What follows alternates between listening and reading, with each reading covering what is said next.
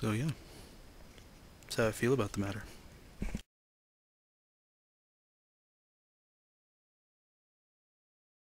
Now you're going to fast forward a little bit here.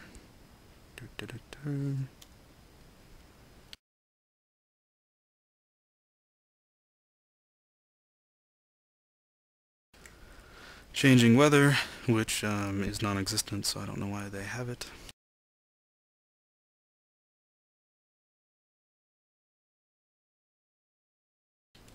Alright, again, I'm pretty lucky with the pushes here.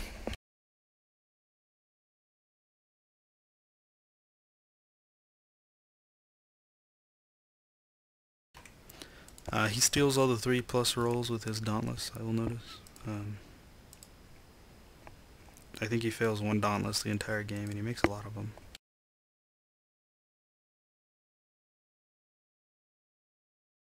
Bob's in a pretty good position now, though, and I'll explain that in just a moment. Movement 8 dwarves are a scary thing.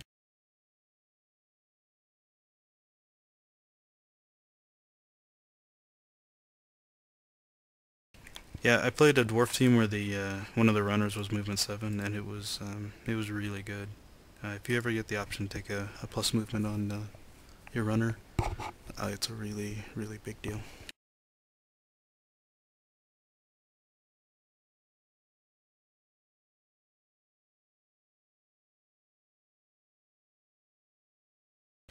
No, I thought this was kind of weird, but it paid off.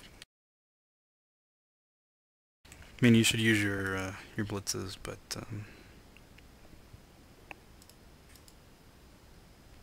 I don't know. Like there wasn't a like he might have lost a reroll, and he didn't really gain anything from it.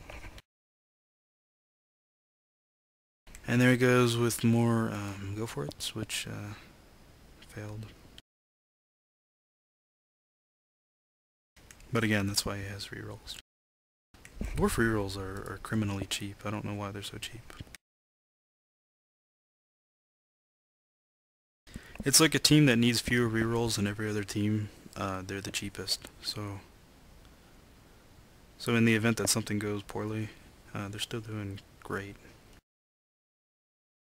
Alright, so my theory here was my guy is a blodger, and this guy doesn't have tackle. So there's only a 1 in 3 chance, even with a 2 die block, that he's gonna knock over my catcher. So I figured it was a good bet. And if you look,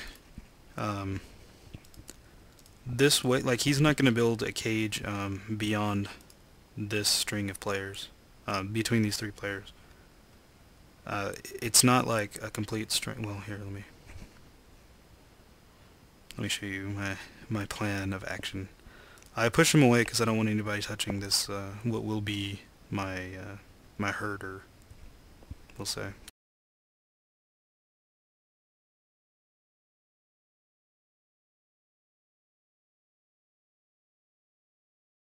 Really, if I'd been smarter, I'd have moved Walker over here somewhere.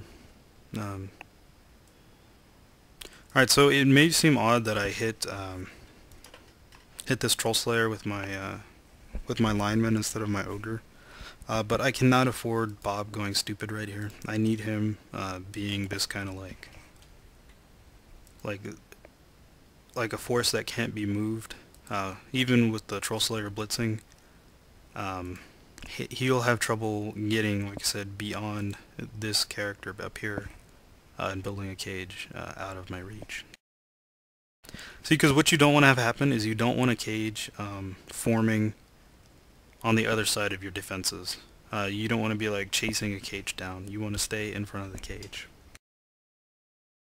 So my plan is set up a defense in such a way that he really can't build a cage much further than this, or so I thought. What he does surprises me, but it doesn't upset me. Okay, so I was not expecting him to blitz this character until after maybe this guy failed. But like I said, I'm really happy with that, because now he can't build a cage. There's another go for it. He cannot build a cage beyond this point. So if you look here, I have a lot of strength right here, but they're all fast enough except for my thrower. So imagine if I had been smarter and replaced my thrower with Walker Texas Ranger if they had switched places. I would have had enough strength over here to where he has to push his cage this direction, but all my characters are still in range to get over here. So I would have built like a column of players, like after he built his cage over here, right about here, and then these characters would all be rushing this area. Instead, what he does is confuse me. Again, he has movement 8 dwarves.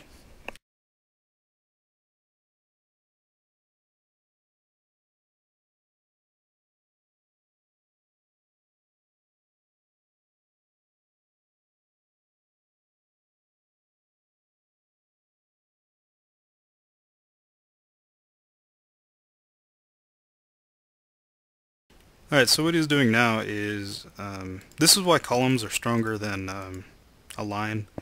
Because like if I had columns of players here, like if Man had been above Eric the Blitzer here, I would only have 3 players in base to base, and 3 players would be free to roam in this direction. As it is, I only have 2, and one of them is too slow to get over here in time. So my plan here is to free up Eric the Fish by hitting this guy and then knocking this guy away. But that doesn't work out because of block on everybody. So I attempt a dodge roll to come over here and help this situation. I think. Yep, and I failed it. Had to use a reroll. That sucks. Alright, so, I mean, his ball carrier